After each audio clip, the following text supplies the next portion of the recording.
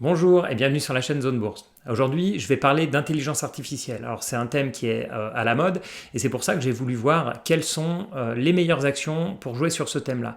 Alors attention, ce ne sont pas des recommandations d'achat, c'est plutôt voir dans le business model des entreprises quelles sont celles qui permettent le plus de jouer sur ce thème-là. Et je dis notamment que ce ne sont pas des recommandations d'achat parce qu'il y a, et on le verra, certaines valorisations qui sont très élevées sur le secteur. Alors bien sûr, l'intelligence artificielle, elle commence à envahir nos vies, même si on n'y pense pas systématiquement. Ça va être la reconnaissance vocale, quand on est en train de dicter un email ou un SMS qui est instantanément retranscrit en texte. Ça va être quand on se prend en photo et que notre appareil photo reconnaît directement les visages ou bien même déclenche la photo au moment où il y a un sourire. Ça va être quand vous cherchez des photos sur Google de voitures par exemple et qui va vous sortir toutes les photos qui ont des formes qui ressemblent à des voitures.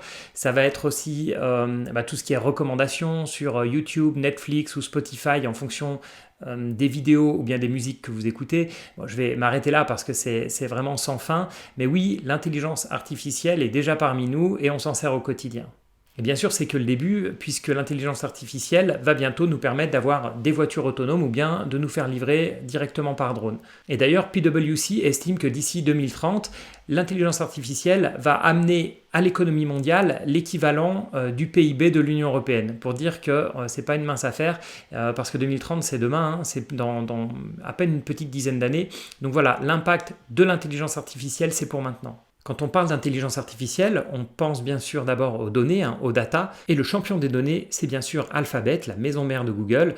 C'est son cœur de métier historique, les données. D'abord, bien sûr, la recherche de données sur Internet, et puis maintenant, la publicité basée donc sur ces données, qui est bien sûr basée sur des algorithmes d'intelligence artificielle depuis très longtemps. Alors, autant développer un algorithme d'intelligence artificielle, c'est pas trop compliqué, si vous mettez dans la même pièce les meilleurs geeks de la planète, mais autant avoir les données qu'a Google depuis sa création, aujourd'hui c'est impossible, ça va vous prendre des années et des années. Donc bien sûr, Google est incontournable dans le domaine de l'intelligence artificielle. Ils ont racheté plusieurs dizaines d'entreprises dans ce secteur et ils ont d'ailleurs un site dédié que je vous conseille qui est ai.google et sur lequel ils parlent de toutes leurs initiatives.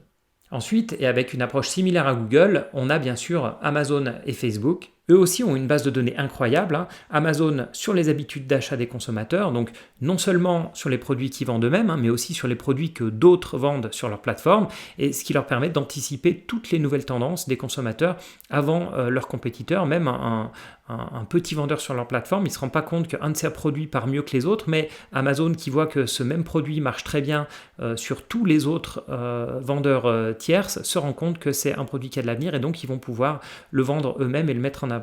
Et puis bien sûr, l'intelligence artificielle joue un rôle énorme pour la partie Alexa, leur assistant virtuel, ainsi que pour tout ce qui est la partie cloud, qui est, comme vous le savez, la partie la plus rentable d'Amazon.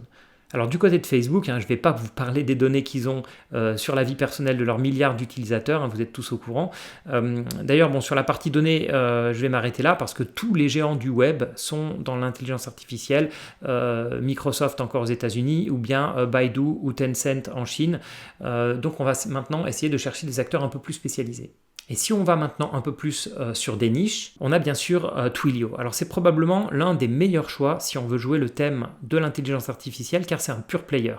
Mais, parce que bien sûr il y a un mais, c'est bien connu des investisseurs et l'action est donc très bien valorisée. Donc c'est une entreprise qui développe des API, c'est-à-dire des interfaces qui sont utilisées par les développeurs et donc ce sont eux par exemple qui sont derrière les appels téléphoniques via WhatsApp ou bien les SMS de confirmation d'Uber. Alors comme autre valeur, on a aussi Splunk dans le domaine du machine learning qui produit un logiciel qui permet de trier de très gros volumes de données et donc de les analyser de manière très fine. Donc attention, les deux entreprises que je viens de citer perdent encore de l'argent, donc soyez très prudents si vous êtes intéressé. Et d'ailleurs, j'ai passé plusieurs entreprises du secteur, d'autres small caps au crible, et elles sont quasiment toutes en perte d'argent. Donc c'est un secteur qui est quand même concurrentiel, qui demande pas mal d'investissement, donc c'est assez difficile encore aujourd'hui en 2019 de générer du cash. Alors, qui dit intelligence artificielle dit aussi traiter un énorme nombre de données en extrêmement peu de temps. Donc, typiquement pour les voitures autonomes, avec tous leurs capteurs qui doivent analyser extrêmement rapidement pour pouvoir appuyer sur le frein ou bien bouger le volant. Et c'est la même chose, évidemment, dans les jeux vidéo où ça demande des puissances de calcul qui sont énormes. Et quand on pense puissance de calcul, on pense bien sûr aux semi-conducteurs. Alors un des leaders du secteur, hein, c'est Nvidia. La concurrence s'est beaucoup accrue, mais Nvidia tire encore très bien son épingle du jeu et c'est probablement un des meilleurs choix pour jouer le thème de l'intelligence artificielle.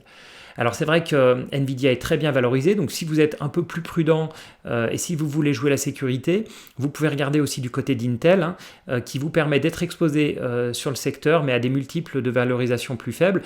Et Intel travaille par exemple sur la reconnaissance faciale, le comptage des foules ou bien des programmes anti-collision pour les véhicules autonomes.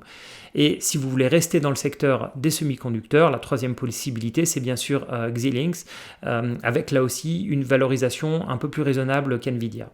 Alors du côté des logiciels, il y en a aussi beaucoup qui se sont intéressés à l'intelligence artificielle. On a par exemple Adobe qui, dans tous ces domaines de Photoshop, de marketing, etc., est très très présent. Moi, j'ai plutôt sélectionné Salesforce parce que Salesforce, c'est une entreprise de CRM, hein, donc qui aide à gérer la relation client. Et son outil Einstein, il utilise les données clients des entreprises pour générer par exemple des prévisions de vente, pour faire du marketing ciblé. Et donc, suivant le comportement du client sur un site internet, par exemple, les messages de vente vont être différents. Et le but, c'est bien sûr de maximiser les ventes et puis de convertir le client pour qu'il puisse acheter même s'il est que de passage sur le site. Donc c'est une entreprise que j'aime bien, j'aime beaucoup leurs produits, mais voilà, l'entreprise à nouveau se paye très très cher, donc soyez prudents. Alors vous allez me dire que j'ai cité aucune entreprise européenne et j'ai pourtant cherché, hein, mais c'est vrai qu'on n'a aucun pure player, on n'a aussi aucun géant du web en Europe, donc ça reste très difficile de trouver des entreprises intéressantes. Bien sûr, il y en a qui vont de manière indirecte en profiter. Typiquement, des sociétés de services informatiques type Capgemini vont en profiter parce qu'elles vont devoir implémenter des stratégies d'intelligence artificielle dans des entreprises, mais à part ce type de pari indirect, il n'y a aucune entreprise qui est vraiment intéressante dans le secteur si vous voulez vraiment jouer cette cible-là.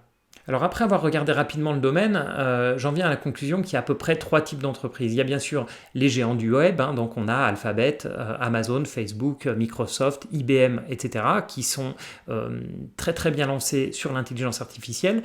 On a des entreprises donc de taille un peu plus petite, mais qui sont aussi très présents, donc dans les semi-conducteurs, les Salesforce, etc., mais qui se payent en général cher parce qu'elles ont de très bonnes perspectives de croissance et souvent plus cher que les géants du web le premier groupe donc, que j'ai identifié. Et puis on va avoir un troisième groupe qui va être les pure players, cette fois-ci des entreprises beaucoup plus petites qui sont donc extrêmement exposées à l'intelligence artificielle mais qui se payent très cher et qui très souvent sont encore en perte même si elles ont été lancées il y a plusieurs années. Alors mon point de vue personnel, c'est que moi, qui n'aime pas investir dans des sociétés qui perdent de l'argent ou bien dans des entreprises qui sont vraiment trop chères, je pense que le pari le plus sûr, ça reste encore les géants du web. Donc ça va être pour moi vraiment Google et Amazon qui vont profiter à plein de ce secteur de l'intelligence artificielle. Mais j'ai envie de dire, si vous êtes investi de manière relativement classique sur les marchés, donc soit de manière indicielle, soit en tout cas avec les plus grosses capitalisations dans votre portefeuille, vous allez de toute manière profiter des avancées de l'intelligence artificielle. Mais si vous êtes prêt à prendre plus de risques, eh ben, vous pouvez regarder les entreprises que j'ai citées et qui sont plus des pure players sur ce secteur. Voilà, merci beaucoup d'avoir regardé cette vidéo jusqu'au bout. Si vous voulez faciliter les algorithmes d'intelligence artificielle de YouTube, n'hésitez pas à liker, à commenter ou à vous abonner pour que les logiciels mettent en avant la vidéo. Je vous remercie beaucoup de l'avoir suivi jusqu'au bout et puis je vous dis à bientôt.